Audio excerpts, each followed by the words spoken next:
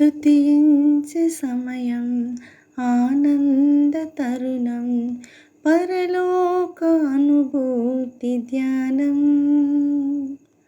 స్తుతించే సమయం, ఆనంద తరుణం, పరలోక అనుభూతి ధ్యానం.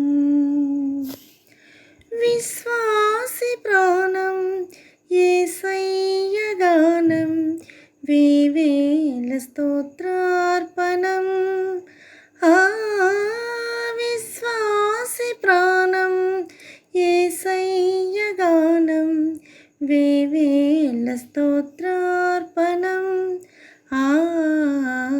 స్తుతించే సమయం, ఆనంద తరుణం, పరలోక అనుభూతి ధ్యానం. క్రీస్తునందు ప్రియులైన సహోదరి సహోదరులకు ప్రభుని యేసుక్రీస్తు వారి దివ్య నామమున శుభాలు. నూతన జీవిత అనుదిన దైవ ధ్యానము. నీ నాలుక అగ్ని జ్వాల లాంటిది. లేఖన భాగము యాకోబు రాసిన పత్రిక 3వ అధ్యాయము 2 నుండి 6 వచనాలు. యాకోబు రాసిన పత్రిక 3వ అధ్యాయము 2 నుండి 6 వచనాలు. అనేక విషయములలో మనమందరము తప్పిపోవచ్చున్నాము. ఎవడైనను మాట యందు తప్పని ఎడల అట్టివాడు లోపం లేనివాడై తన సర్వ శరీరమును స్వాధీనమందుంచుకున్న శక్తి గలవాడగును. గుర్రములు మనకు లోబడుటకై నోటికి కళ్ళెము పెట్టి వాటి శరీరం అంతయు త్రిప్పుదము గదా. ఓడలను కూడా చూడుడి, అవి ఎంతో గొప్పవై పెనుగాలికి కొట్టుకొని పోబడినను వాడ నడుపువాని ఉద్దేశం చొప్పున మిక్కిలి చిన్నదగు చుక్కాని చేత త్రిప్పబడును. అలాగుననే నాలుక కూడా చిన్న అవయవమైనను బహుగా అదిరిపడును. ఎంత కొంచెం నిప్పు ఎంత విస్తారమైన అడవిని తగలబెట్టును. నాలుక అగ్నియే. నాలుక మన అవయవములలో ఉంచబడిన పాప ప్రపంచమై సర్వ శరీరమునకు మాలిన్యము కలుగజేయుచు ప్రకృతి చక్రమును చిచ్చుపెట్టును. అది నరకం చేత చిచ్చుపెట్టబడును.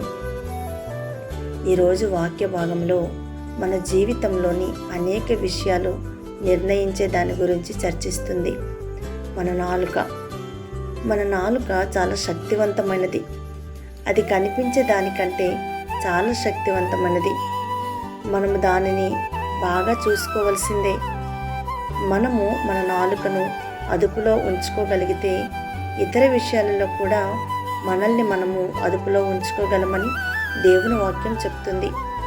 నాలుక మనల్ని నాశనం చేసే అగ్నిజ్వాల లాంటిదని వాక్యం చెప్తుంది.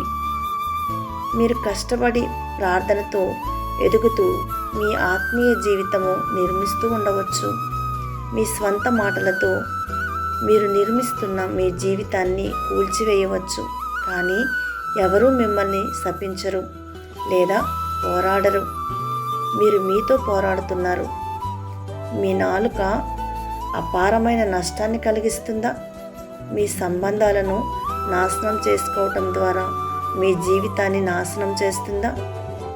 మీరు ప్రజలను బాధపెట్టే మరియు దెబ్బతీసే మాటలు మాట్లాడుతున్నారా? ముఖ్యమైన వ్యక్తులను మరియు సహాయకులను దూరం చేసుకుంటున్నారా? మీ మాటలను అదుపులో ఉంచుకోవాలని మీ హృదయంలో నిర్ణయించుకోండి. మీరు బలంగా శోధించబడతారు. మీరు చాలా గట్టిగా నెట్టివేయబడతారు. మీరు కొన్ని విషయాలు చెప్పడానికి రెచ్చగొట్టబడతారు. మీరు ఏమి చెప్పాలనుకుంటున్నారో లేదా మీరు ఏమి చెప్పాలని ఒత్తిడి చేయబడ్డారో వాటిని చెప్పకండి, కానీ పట్టుకోండి. ఎందుకంటే మీరు ఆ మాటలను బయటకు మాట్లాడినప్పుడు మీరు వాటిని తిరిగి తీసుకోలేరు. నా ప్రియమైన వారలారా, రెచ్చగొట్టే చర్యలను తరచుగా క్షమించి మర్చిపోతారని, కానీ వాటి నుండి వచ్చే ప్రతిస్పందనలను నిర్దాక్షిణ్యంగా గుర్తుంచుకుంటారని మరియు వాటి గురించి చర్చించుకుంటారని ఎల్లప్పుడూ గుర్తుంచుకోండి. మీ కోపంతో అన్న మాటలు గుర్తుంచుకోబడతాయి. ప్రార్థన. ప్రియ తండ్రి, నా జీవితంలోని ఈ గొప్ప జ్ఞానానికి మరియు నన్ను నీతి మార్గంలో నడిపించి బోధించినందుకు ధన్యవాదాలు. ఎలాంటి రెచ్చగొట్టిన నా భావోద్వేగాలను మరియు నా నాలుకను అణుచుకునే శక్తిని యేసు శక్తివంతమైన నామములో నేను పొందుతాను. ఆమేన్.